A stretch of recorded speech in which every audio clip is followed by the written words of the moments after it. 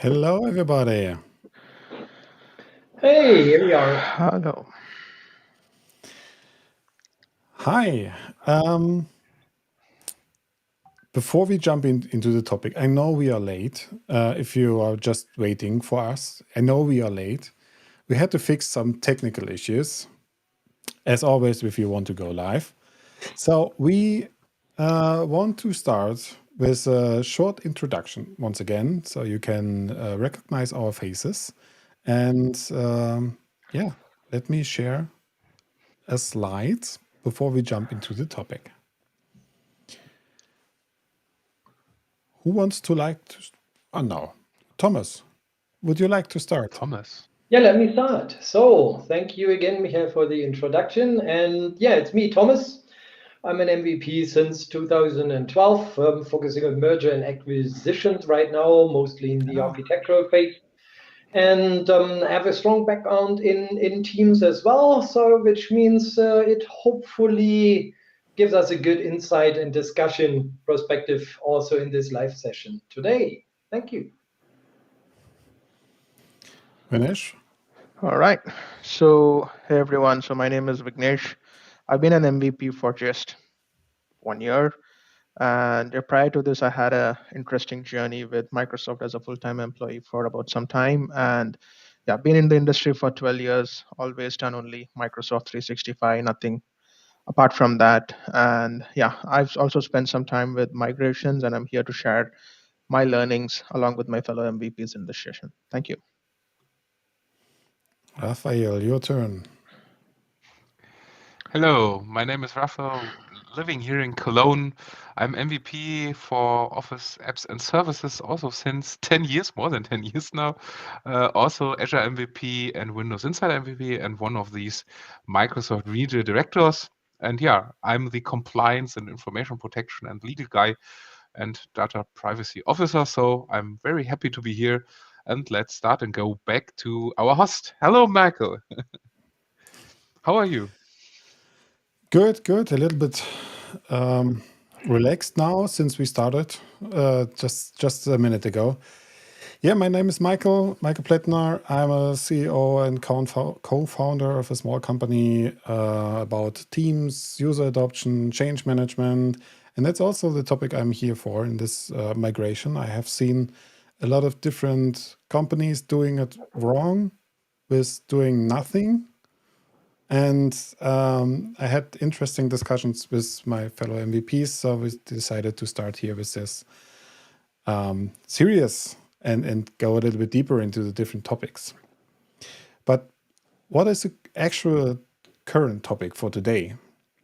Well, before we go too deep into the technical stuff like compliance and Power Platform, I would like to start with a more general topic which affects the most, no, sorry, everyone on your environment.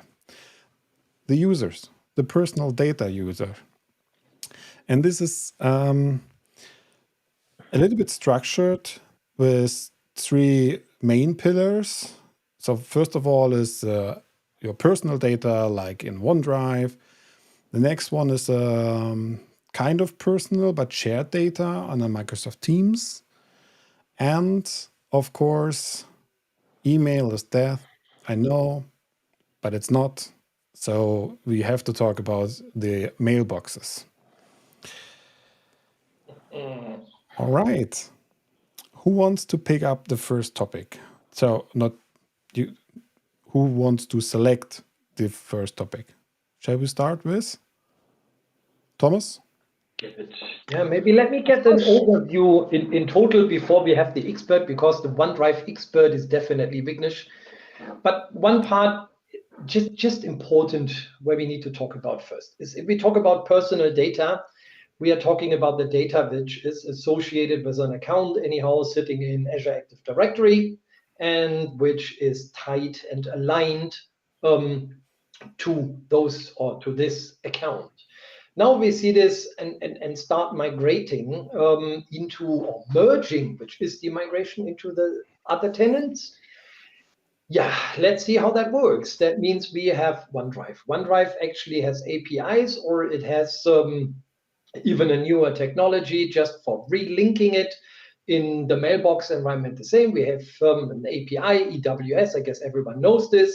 It's also an upcoming preview, anyhow, for relinking mailboxes into a new tenant. And oh, please come fast. And then we have Teams, and everything sucks because Teams has the slowest API Microsoft has ever built, which means we can create Teams, but when we talk later about it in detail, we will see how fast that actually is. And by the way, maybe I guide you through a nice tiny experiment.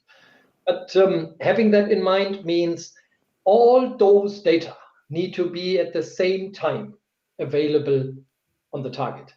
So you cannot have maybe a little bit Teams, a little bit Mailbox, and a little bit, or maybe half OneDrive, because then you don't know where to work. Or you work in both, or you don't work.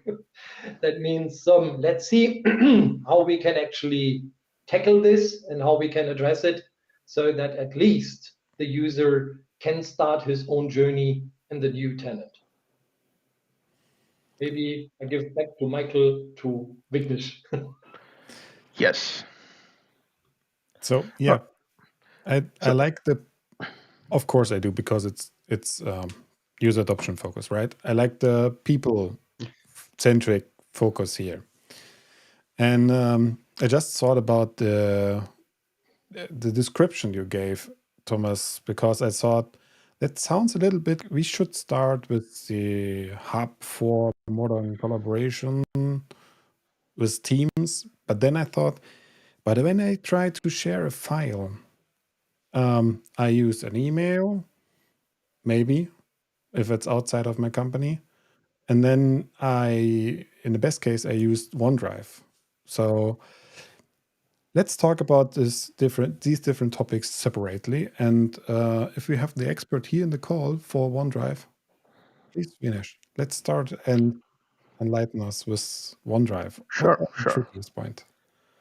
Yes, and thank you for calling me as an expert in OneDrive for business, because, and I understand the reason why Thomas is coding this, right? So if you look at OneDrive, right, it's to be honest, in the entire Microsoft 365 plethora of services, OneDrive is my favorite because, I mean, of course, you get 1 TB of storage just for yourself. Do you think any other service is going to give you that, right? But the problem is even that, because if you look at it, when you're giving so much of storage space to your users, I mean, 1 TB is good. Today, you can even have 3 TB or 5 TB or whatever. Users just get crazy and they start putting, excuse my language, every damn thing inside it, right? It could be their vacation videos, their marriage videos. I mean, everything, every literal thing is going into their OneDrive for Business. And when you're looking at migration, right? This, I would say that this is the bigger chunk. This is the bigger volume, because there is just, you're talking about every single, I mean, if he's a very mature user, he knows which one should be into his OneDrive for Business, which one goes to SharePoint, and which one should sit in his hard drive, right? But then today it so happens that it becomes like your backup solution in most of the companies. If you look at, I remember 10 years back when I started in organize, there was solutions such as Iron Mountain, and there was a lot which were used as backup solutions, right? But today OneDrive is the one which is being used as your PC backup solution, which means the enormous amount of data keeps going into OneDrive, and all these need to move seamlessly into the target. And when you look at these kind of migrations, of course, there is a lot of data, which means a lot of cleanup is required before you do this. It doesn't make sense for you to move everything. You really need to start by asking the users, hey, I see about 100 GB of data in your OneDrive. Do you really need all this 100 GB? Because now is the time for you to go ahead and clean up, because the more amount of data, the more amount of time it's going to take. Now, as Thomas was pointing, thanks to Microsoft, now we have this new cross-tenant migration tool, which is really, really great in terms of its speed and performance. It's literally, I would say, 10 times faster than any other third-party tool in the market, simply because it's using the Microsoft's backend infrastructure, right? They just sort of unlink it from the source, and they sort of relink it once again in the target, which is very quick. But there are also certain problems in this tool, which maybe we'll be talking later in this session. But to begin with, what I would recommend is for any OneDrive migration, always begin with a proper discovery. It's good to start that way, because I can tell you 100% sure that not all the data that needs to be moved to the target. I'm pretty sure that there is a good amount of cleanup that users can do, and only the relevant information should be moved. And as I said, not your personal videos, your marriage or vacation videos. I mean, maybe they can go to your personal OneDrive, which is part of your Hotmail subscription, but not to OneDrive for Business. So users need to clearly understand which one has to go where. What's your take on that, Raphael? Thank you very much. You bring up a very interesting topic on our discussion table. How much gigabit or terabit a OneDrive needs to be? Because if it's smaller, it is better for data privacy, for all of the topics around security. So if there are not a lot of data, you can't get hacked or moving or shared outside of the company. On the other side, you have a lot of storage for personal usage, and you can use it and you need it because uploading your videos, uploading your pictures from OneDrive, everything goes to OneDrive. Also, Teams content is moving in chat. When we have a group chat, it goes to the OneDrive. So this is the first question for you. For tenant-to-tenant migration, what was your out of this perspective was your limit for storage? Is it 1 terabyte, 500 gigabit? What do you say? Very fast. Thomas. It was 1 terabyte. Only the number. 1 terabyte. 1 terabyte? Vignesh? I would say keep it even more shorter, like 500 gigs. Yeah. Or 100 gigs. 500 gigs? Yeah, or 100 gigs. I can even say 100 gigs. Michael, for adoption, 500 gigs is a mad. Yeah. Michael, what do you say for? What do you count? Michael, you're on mute. Okay, you are sorry. on mute. Yeah, sorry. For adoption, I would say just keep it under 100 gigabyte. For compliance, 100 is enough because we have to think about what do you do with a OneDrive. With a OneDrive is a personal folder, so nothing for actual movies, music, cinema, or whatever. So only for temporary data in a company, and so it is a better way to have not so much space to move it to another location, to move it to another tenant. So 1 terabyte is a maximum out of my 1 terabyte is maximum, not 5 terabyte, but out of a compliance view, and this is the second topic, Vignesh, and also Thomas, you said, it could be a very interesting one. Which data do you have in your storage? So you talked about cleaning up your OneDrive. Yes. And I have 2 migrations where we said we don't move to OneDrives. We don't migrate. Let me actually get it from there. So it's one part. We also did a lot of analytics, right, for OneDrive. Yeah. And you find typically 3 different kind of categories. You find a lot of people with very, very less data, most likely even below, sometimes I would say below 10 gig. That's nearly nothing. That's most likely even the majority. A lot have even less, so that means less than 200, 300, and then you find the rest. And that is scaling everywhere. So you find them even on certain execs. I don't know, because we should not have a look in, but they have sometimes 5 or 7 terabyte. But that also brings up another topic, which we probably at the beginning have completely forgotten. So if we talk about personal data migration, for sure, we have to have a tenant-to-tenant comparison. So not only based on all the compliance rules, but also based on just simply the sizes. So that means if you have a tenant which have the standard, like 1 terabyte, you're migrating it into something which is maybe 100 gigabyte only, then you need to see what you need to do with the data which is overflowing. You cannot turncat it, right? So that's also one part, which most likely when we start talking about the technical part, we forget about the compliance and the legal stuff and the other stuff around tenant-to-tenant comparison, which is, yeah, just quite some hassle actually to figure it out and find it out. And then you have a discussion, which is the next topic. Again, it's a political one.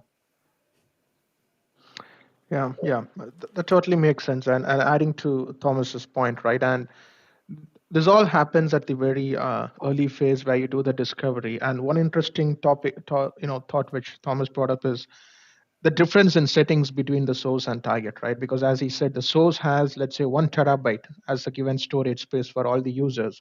And when you look at the target, the company is giving only 100 gigs. Now, there is a huge difference, right? Now, let's say a user in the source, he made use of, let's say, 500 gigs in the source.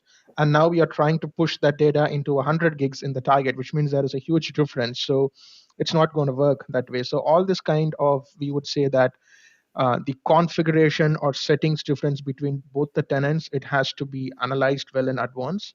And let's be honest, each and every single organization is different. No two organizations are the same. They have their own business reasons.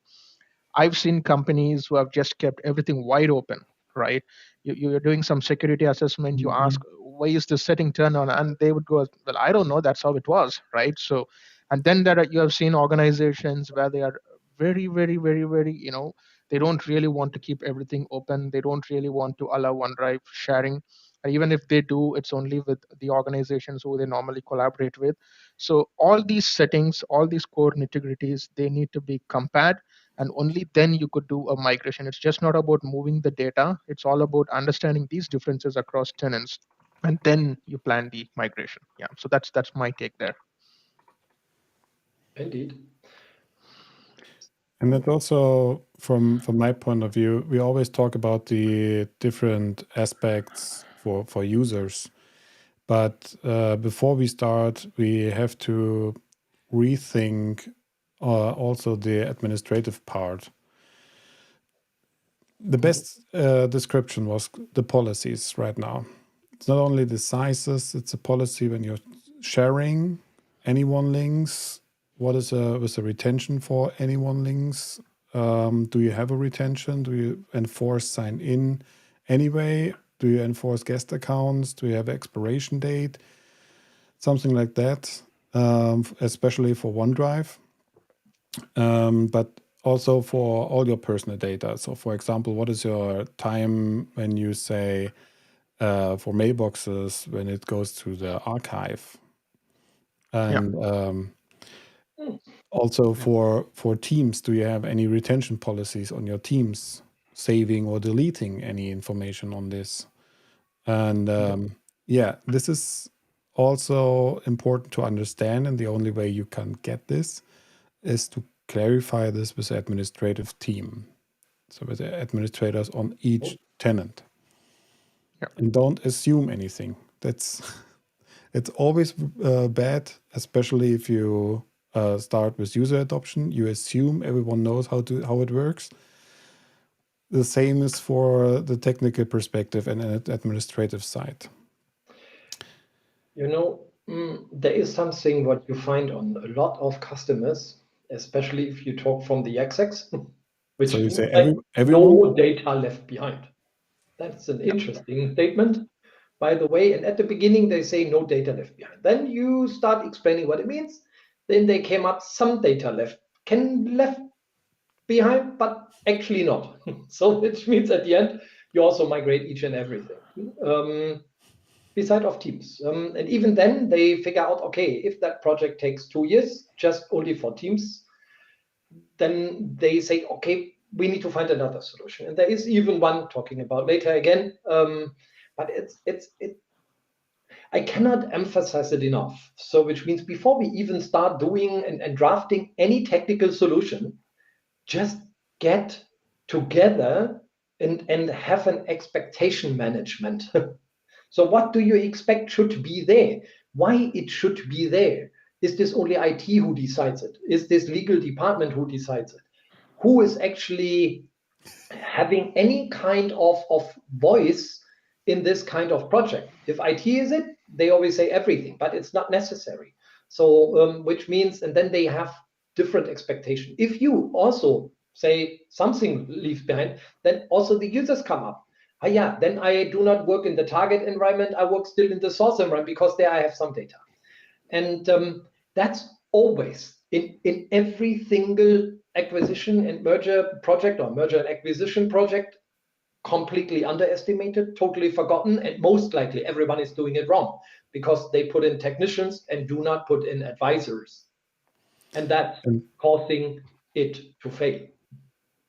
Raphael, want to add something? And yeah, and in this connection, it is very interesting that often when I got a question, okay, what we do with the personal data of the employee, I often asked, which data do you mean? Do you mean his personal private data? Okay, there's nothing what we want to mix. We don't want this migrate, or we don't do anything with this. It's deleted and it's not a right part for OneDrive or personal inboxes or whatever. Then the next one is which high sensitive data do you have in your OneDrive? And often I said, okay, I have a mixed culture. So everyone knows for governments, important data, sensitive data is SharePoint, the storage, or we have an SAP system or whatever. But everyone has it in their OneDrive. I make a lot of these Know Your Data workshops. I have 2 today. And in these workshops, every time I see the most sensitive data in OneDrives, not in SharePoint, not in Exchange. And second part is Exchange. So we all know we don't need this data because it's personal data, and personal data only some pictures and no company stuff or company content. At the end, everything is in OneDrive and in the personal mailboxes. And we all know the personal mailboxes is the archive for everything. Mm-hmm. Especially Microsoft 365, where we have 100 gigabits and more to store everything. So at the end, I have some projects, for example, for insurance companies said, okay, we delete everything because it's personal data. We don't need it. We don't migrate. On the other thing, you can't miss it because that's what Thomas said. We don't leave data behind. We need this data. At the end, you need some of these data. So the first thing is when you said, I don't migrate, you have 3 months of how to tell the people where they have to move their data. And often it don't works. So at the end, you can't say, I don't migrate. At the end, you wait, Thomas, 6 months. You have to pay for OneDrive for personal data because no one knows which important data is in this of 30 days or only 60 days for which data we have there. And this is what I get very, very often in these projects. I said, okay, personal data, we work with the mailbox, but OneDrive, we don't migrate. And everything of other personal data, okay, personal chats and whatever, we don't need. We we only migrate the mailbox. And at the end, 6 days, 7 days behind, oh, I need something in my OneDrive. What do you need in your OneDrive? In my OneDrive, yeah, there is the Excel sheet from our last project, and I miss it to migrate it to Teams. Oh, okay. Okay, we have a backup and you can get the data. So that's very, very often. So I think we all can agree we can't say we don't migrate anything. So, but the second thing is, and I will bring it on the table. I have some company customers that said, okay, personal data, we don't migrate, but we give the people the chance to migrate it for themselves or for herself. So your OneDrive migrated to yourself because of the hope when they migrate the data from their old account, they have their old account with @microsoft.com connected with OneDrive to their new account. So they only need to drag and drop that they clean up their data or they delete data. No, they only take everything, put everything in the new OneDrive, and works like before. And so what do you think? Automate migration for OneDrive and their personal data in the OneDrive, or let the user migrate? Michael or Vignesh? I think Michael is the adoption guru. He might Michael's have. the adoption. Yeah. I can try to answer this, but there's no true story behind that because you can tell the users clean up, do only migrate what's necessary, what's really important. If you don't have any technical limitations, they just, I wouldn't say they don't care. That's wrong. They care, but they are not able to clarify for their own experience. So is this worse to keep up the file which was important 2 years ago in a project? Shall I keep it or shall I delete it? Is it worse to migrate the data just from the last 5 months? Is this an actual project? What about the other topics I haven't touched for, I don't know, 2 years? And this is also the tricky point where you cannot set up a specific rule just for something like, please only migrate the data which is older as 6 months, 1 year, 3 years. You cannot just put in a policy like this in the communication also. You have to explain that also from when we talk about Teams, especially, you have some data which was shared in Teams on your chat, not in a Teams team, but in a personal chat or in a group chat, that it's also stored in this on this OneDrive.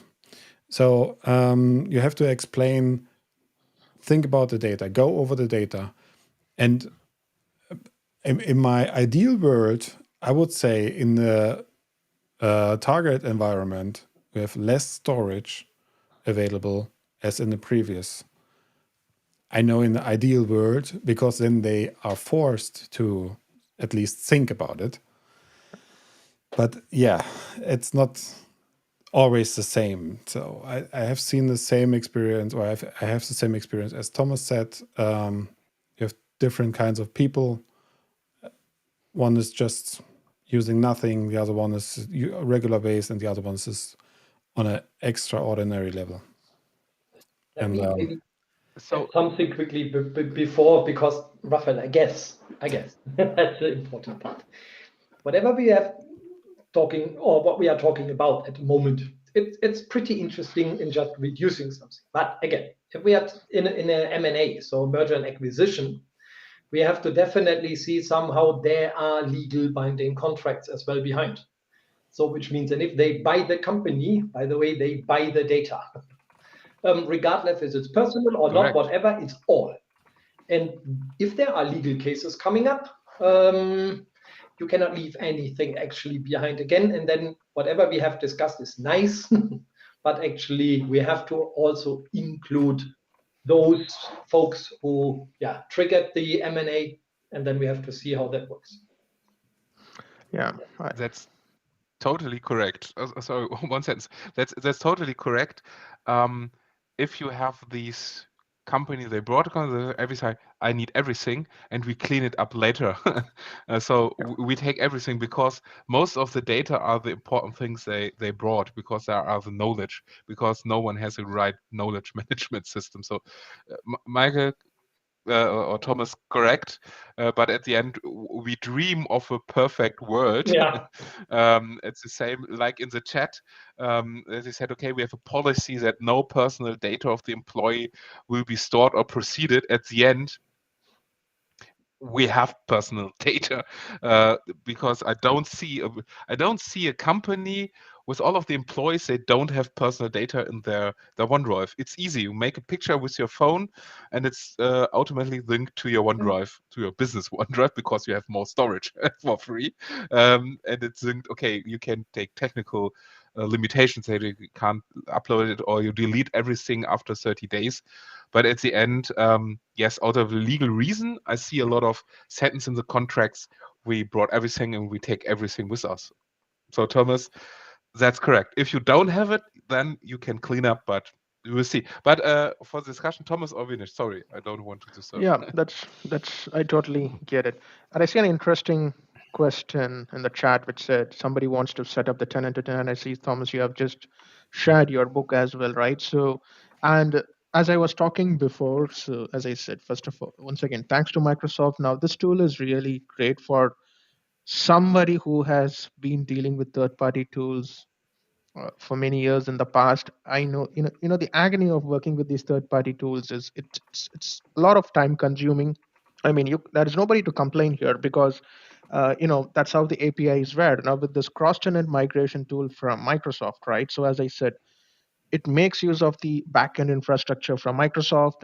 Your OneDrive is just, it's just unplugged from the source and it is just replugged once again in the target, right? So setting up this tool, to your question, it's quite easy. That is per user license. This needs to be licensed in the target. And then there are a couple of PowerShell commandlets where you need to set up this trust thing, and you need to make sure that all both the tenants are compatible, and then just need to go ahead and run the PowerShell, and it starts migrating.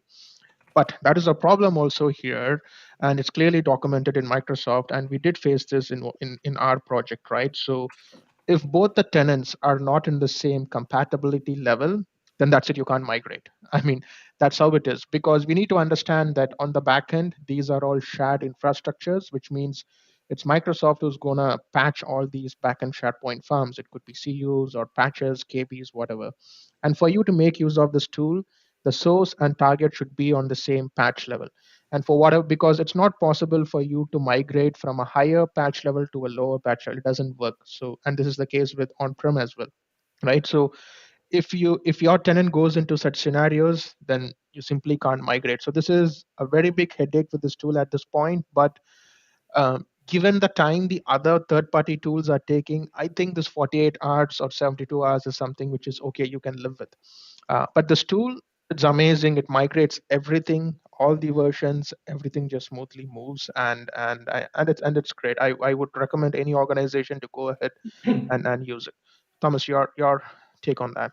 Yeah, let me maybe step into it, since I was also involved in this private preview testing it. It is simply, so to speak, it is awesome. Everything comes with a but. Let me first quickly talk a little bit about OneDrive migration if you do it via the API. So you have a throughput limit, which is actually somehow between 250 megabyte and 10 gigabyte per hour, depending on the size of your files. So which means you can't calculate. You can do preloads, but it also makes it complicated if you add versionings, what Vignesh mentioned already. So that means if you do it over the traditional way and you migrate a lot of data, maybe all, then forget it about to calculate when a user is ready. You can maybe migrate 10 users a day, then you can at least have a kind of estimation logic behind. Furthermore, if you do it now with the cross-tenant move tool, so to speak, we call it sometimes mover. It's not the same mover as we see, but the cross-tenant migration tool makes it fast, makes it reliable, but it's unforeseeable when it fails if there is a tenant incompatibility. If you move it across different geolocations, that will be even increase the likelihood of incompatibility problems which we have. So that means, again, you prepare everything, you prepare mailbox, everything is there, everything in sync. Now you start and say the user maybe 1 or 2 days earlier. Most likely you start even with the communication pretty early. Your migration date is day X.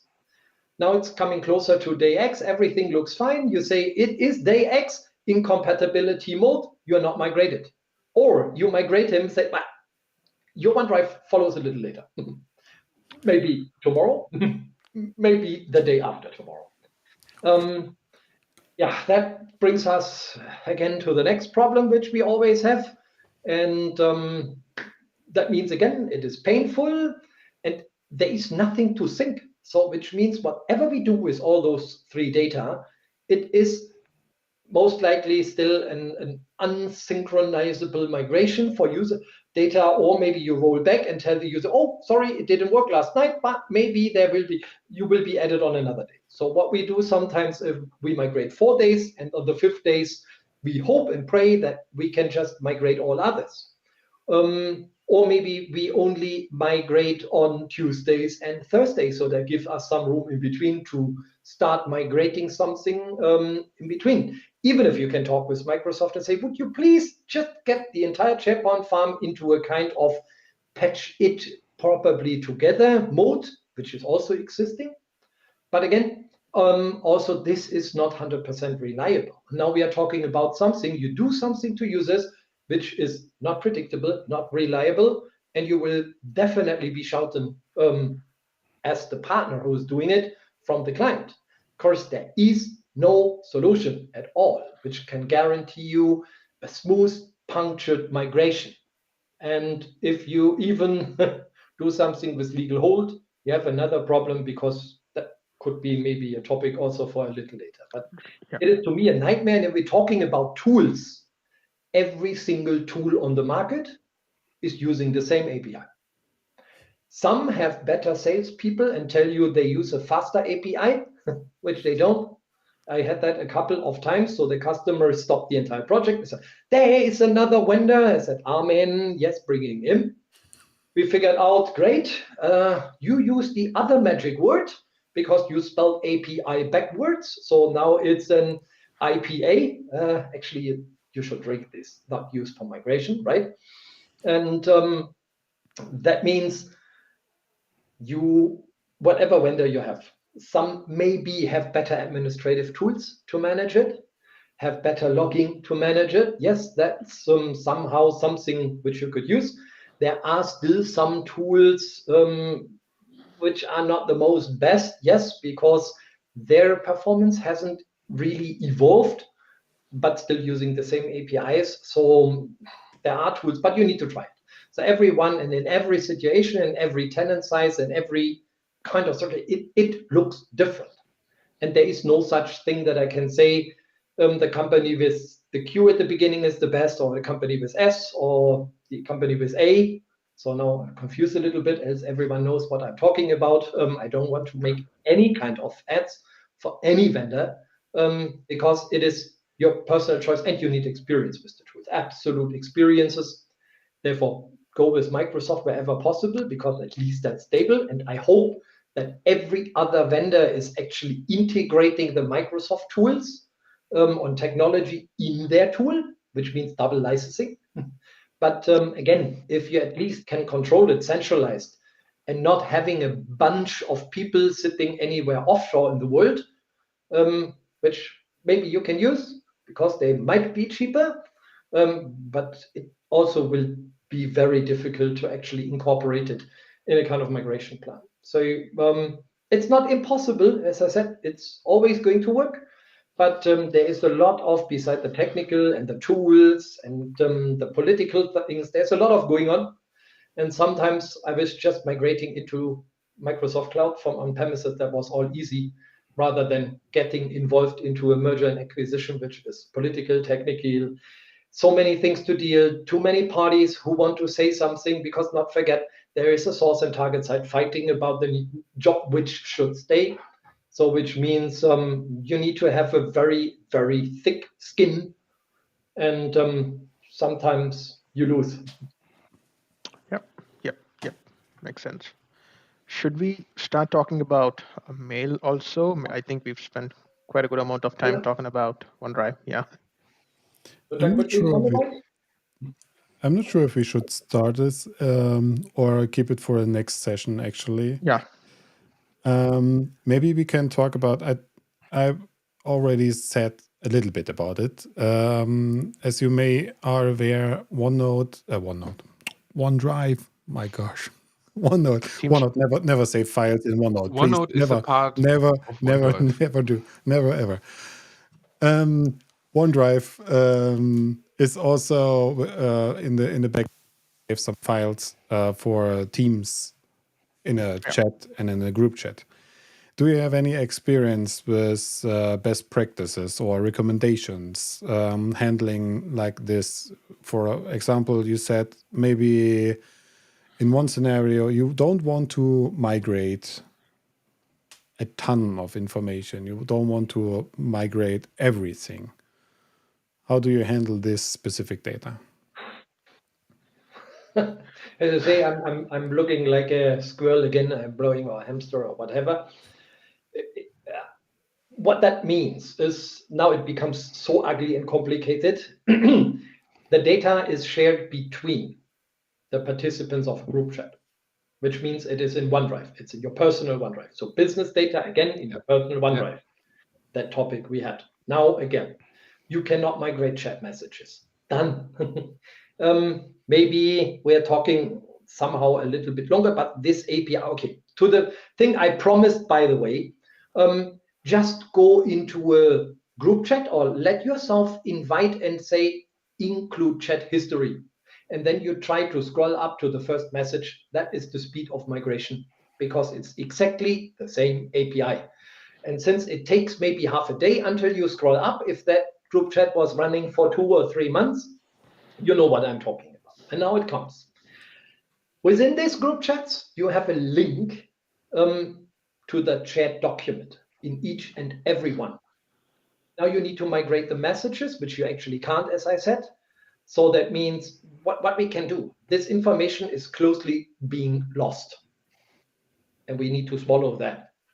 The only chance we have, if you want to just collect some informations here, it's a super secret technology which no Microsoft partner is allowed to use, which means, okay, first, migrate your personal OneDrive as we discussed before. Secondly, let Microsoft PSS, or the professional service guys, come in and let them do a so-called Azure Storage Lake migration. What does this mean? They have a tricky thingy something. They don't tell you how that works. They don't give you access to this special API.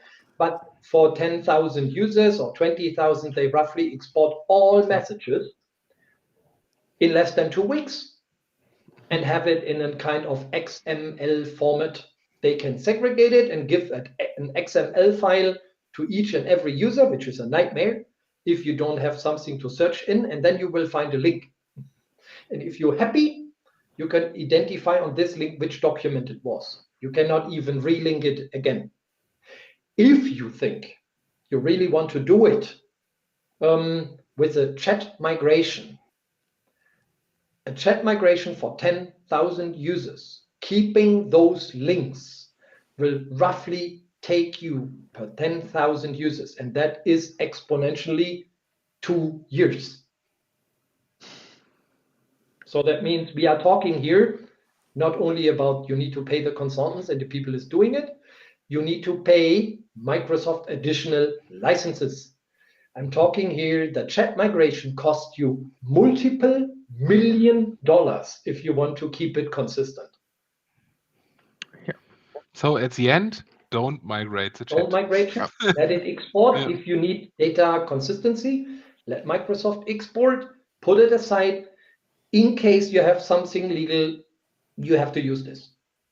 There is no other way.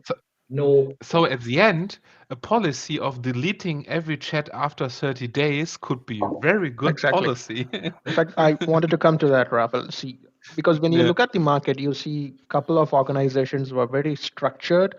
Maybe the nature of their business, or for whatever reason, they have proper retention policies for Teams chat. They said after 2 weeks or after 30 days, it's gone.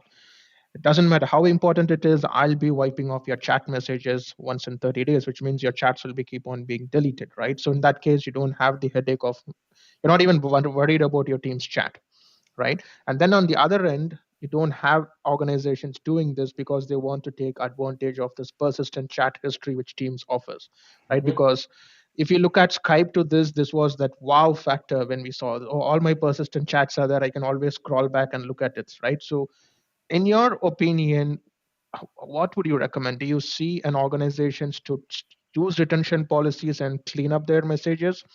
Or do you think, well, that is maybe today Teams chat is the way to go. People should stop relying on emails or other forms of communication. So Teams chat is the way to go. So maybe they need to start using Teams chat, and retention policies is not something that. So what is your take on that? Yeah.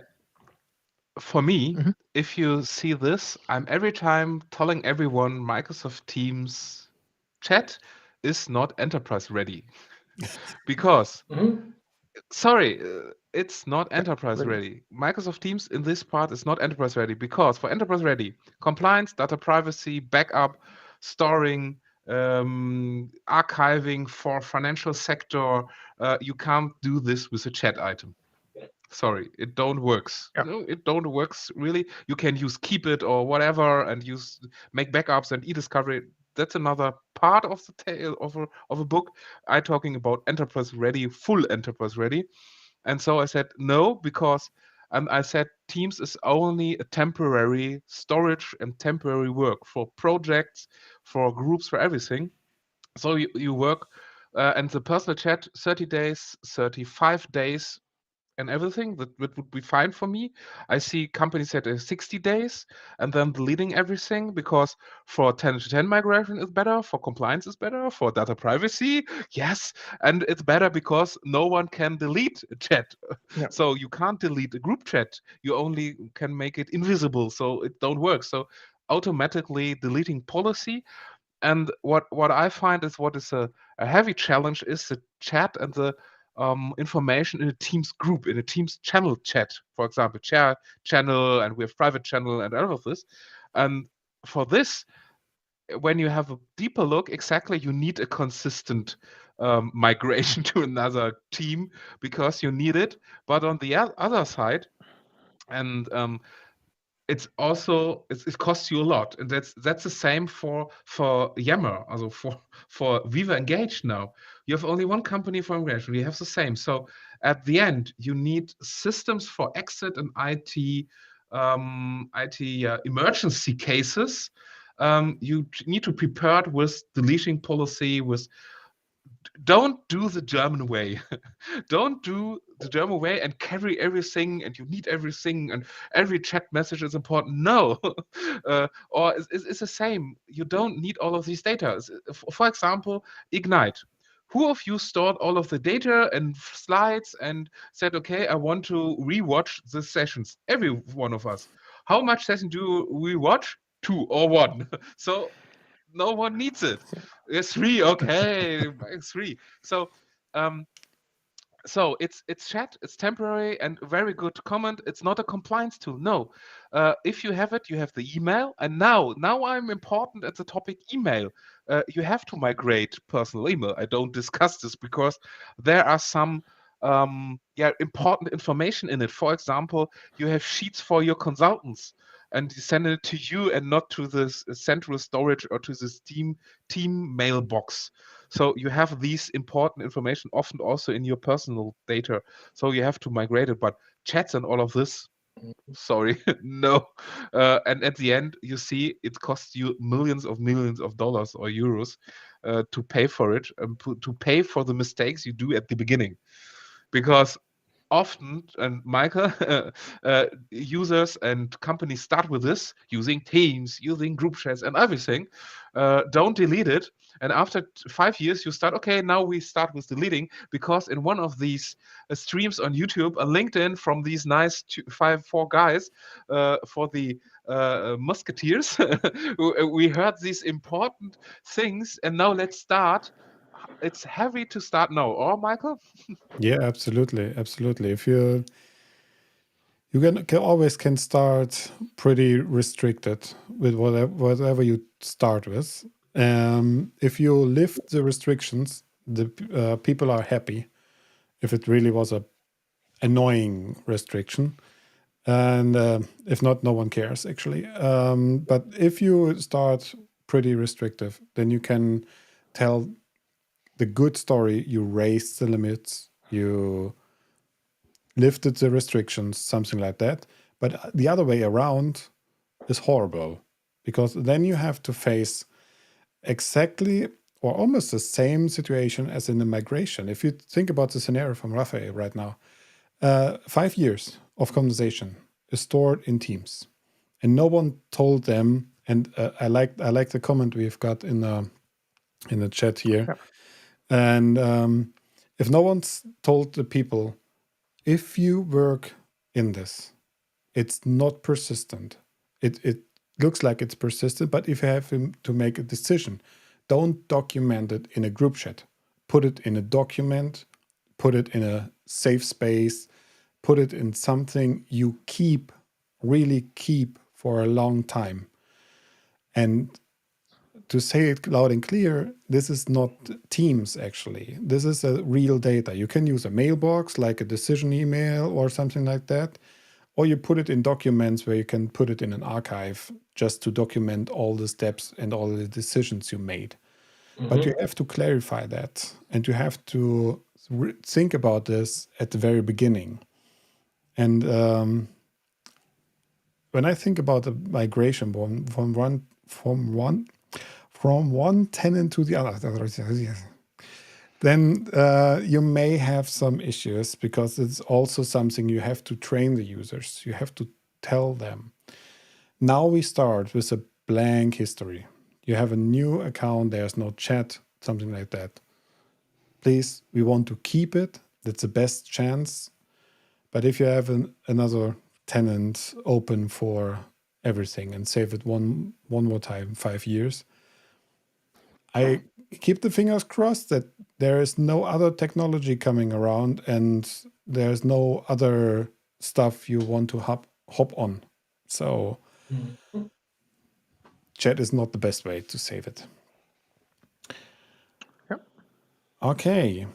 A Anything consistency you I want get. to add here? Yeah, go ahead. Okay. Or should I? Go for it.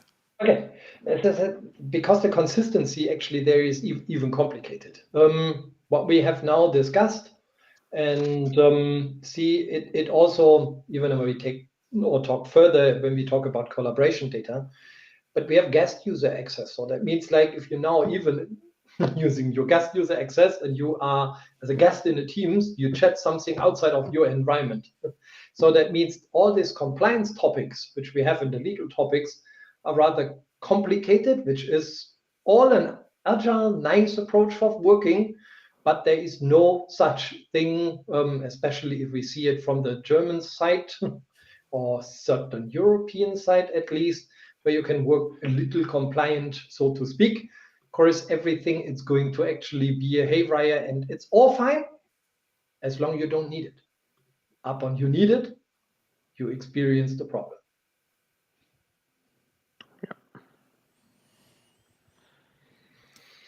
All right. So, summary. Summary. Summary at the end. Summary at the end. 10-to-10 migration personal data is a lot of governance questions, a lot of who owns the company questions, strategy questions in this part. And at the end, we're talking about enterprise readiness of it. At the end, we come every time to this topic, Vignesh. You It's bring it crazy. up every time. But it is it. And we can say, okay, it's important to migrate the mailbox. At the end, chat and OneDrive, you have to think about it. And OneDrive, maybe yes, because Teams store data there, because so you can't say we don't restore or we don't migrate the OneDrive. So you have to look at the OneDrives. Correct? Did I miss something? No, Yeah, makes sense. you definitely missed. Adoption. You definitely missed to explain one more time, and you couldn't say it as often as possible. It's horrible to migrate all this stuff. It takes a while. Sorry, it takes ages, not like a while, like 5 minutes. It takes ages, like really, really months before you can migrate everything. And especially chat, we learned that in a previous session already in the overview. This is horrible. And yeah, with the API for OneDrive, it's not getting better. So thank you, Raphael, for the first summary. I just wanted to bring out the pain point here. I think I should stop with English and maybe talking for today. And but before I start with shutting up my mouth, I would like to bring attention to our questionnaire. We just created a form. It's a pretty easy form where you can put your questions in preparation to our live stream, so we can pick up your question if you cannot make it to the live stream. And so please feel free to send us some questions. And we will continue with the personal data because we have not finished everything from especially the mailbox part. This will be the part for our next live stream in 2 weeks. And yeah, thank you from my side. Before Easter, the Easter egg we hide next time. Thank you so much. Yeah. Bye. Thank you. Bye. Bye. Bye bye. Bye. Bye bye.